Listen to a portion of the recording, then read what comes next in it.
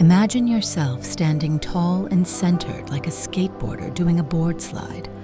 In this balanced state, find peace within. Reflect on the simple joys that bring you contentment. The gentle breeze, the lush green grass, the box combo from Raising Cane's.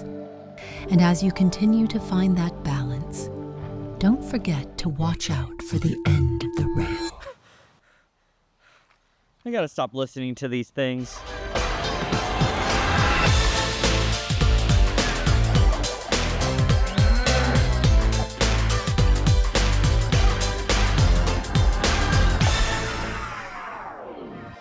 Board slides are one of the easiest grinds to learn as a beginner.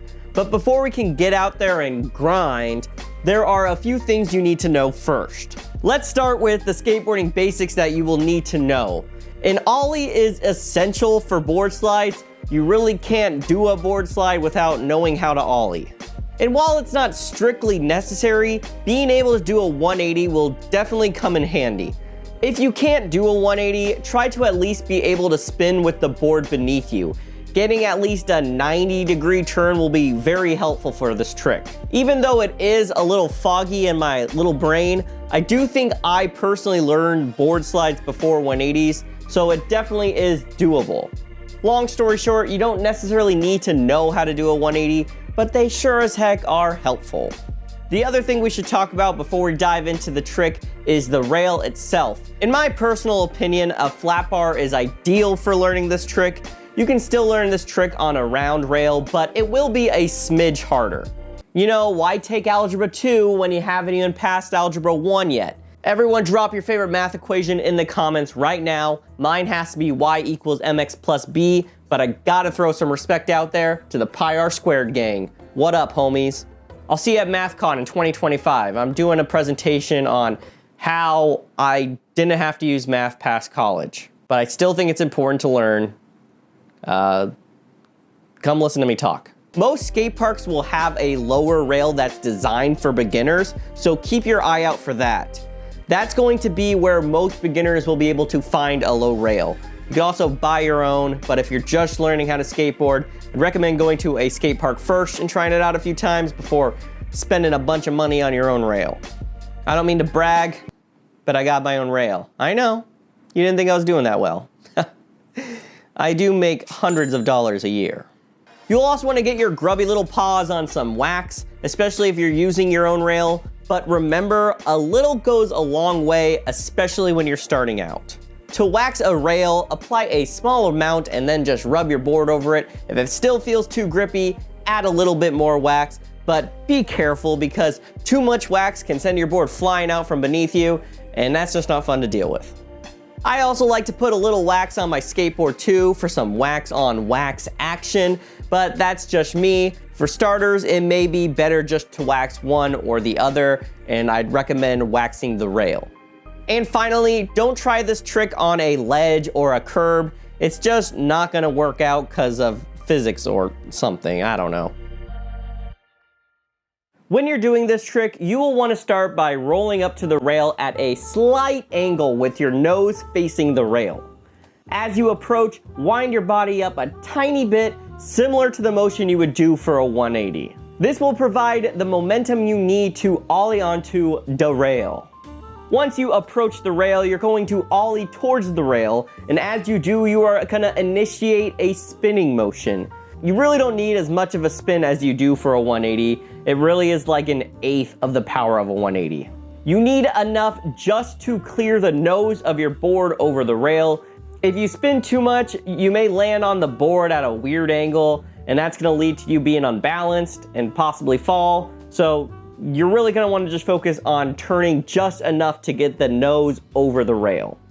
My tip is to try to get your board to be perpendicular with the rail. So right in the middle there, that's your hot spot. As the nose of your board clears and you land on the rail with both of your feet, try to keep your weight evenly distributed between your legs. If you lean too much to one side, you're gonna lose your balance, and if you lean too far forward or back, the board is gonna shoot out from beneath you. And I'll tell you from first-hand experience, it's not that fun. Grinding requires a lot of balance, and it is much of a mental game as it is a physical one. Get those dukes up. Once you're on the rail though, stay focused and committed. If you start to doubt yourself, you're more likely to fall.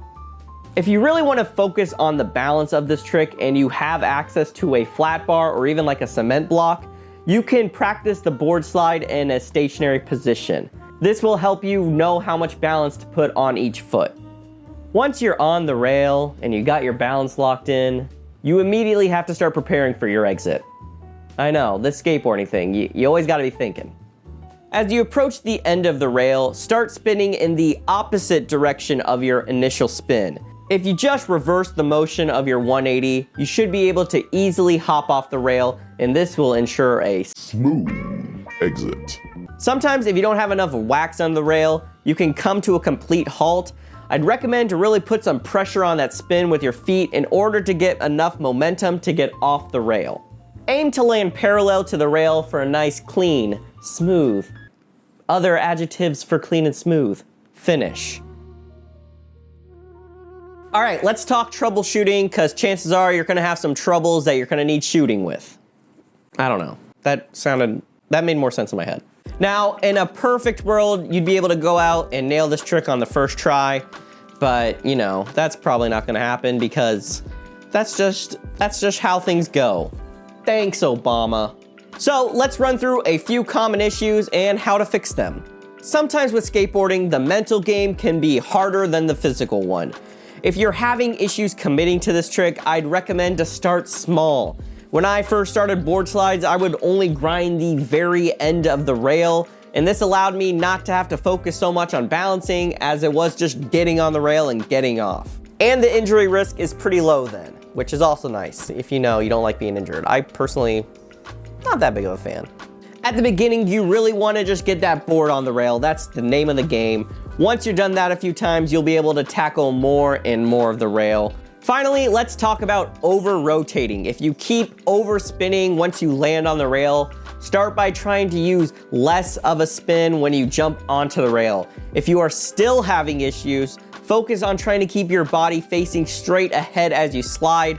Avoid looking down at your feet too much or looking at the nose of your board. That's gonna just throw off your whole spinning motion as you ollie. And obviously, you're gonna have to look down to do this trick, so I'd recommend looking towards the middle of the board instead of trying to look at the nose of the board, because sometimes when you're looking down with your eyes on the nose, you want to spin more.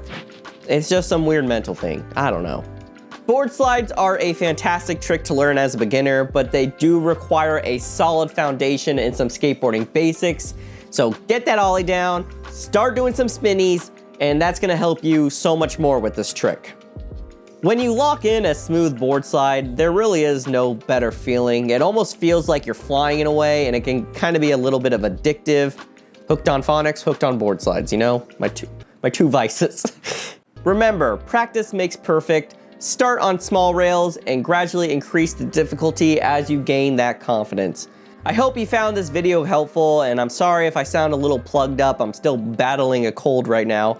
But before you head out, if you wouldn't mind hitting the like button and consider subscribing if you want to see more skateboarding videos like this in the future. And as always, have fun, good luck, and keep shredding the gnar.